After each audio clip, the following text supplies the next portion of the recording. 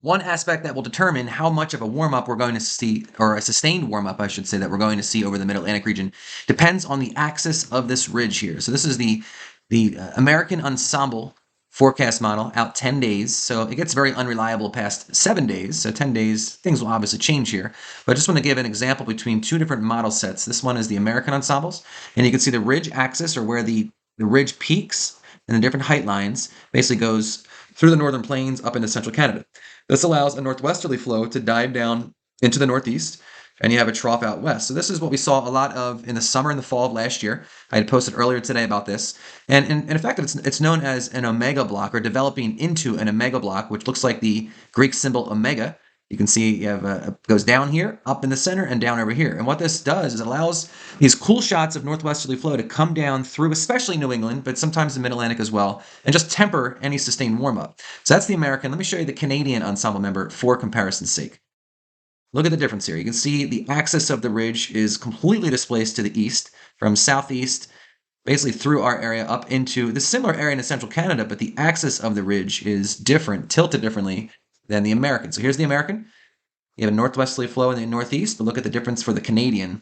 You're basically stuck under the ridge. Yes, there is northwest flow, but it's displaced much farther to the northeast, and we are right under that ridge. So what this allows is more of the southerly flow to impact our area, especially out in the Midwest over to the Great Lakes region.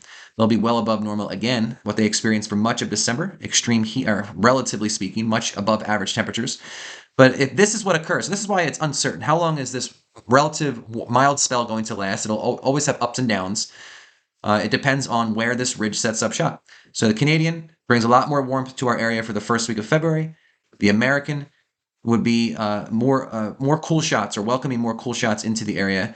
Could be a couple warm days here, but then a couple cool shots thereafter. The European, which is not uploaded on this site yet for the lunchtime model runs, is similar to the American. So just something to monitor. If you're in the market for warm air, you will probably get a taste of some. Tomorrow will be a close call if it gets up into the Philadelphia region or stays just to the south.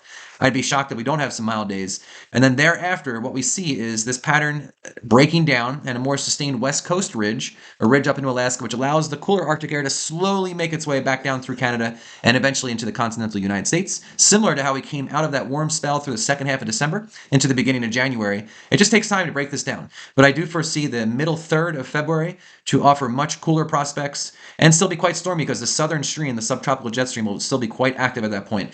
Plenty of time to figure that out. Right now, it's a matter of looking at Monday's system. Do we get a little bit of snow on the back end? And then thereafter, where this ridge axis sets up will determine how warm we get.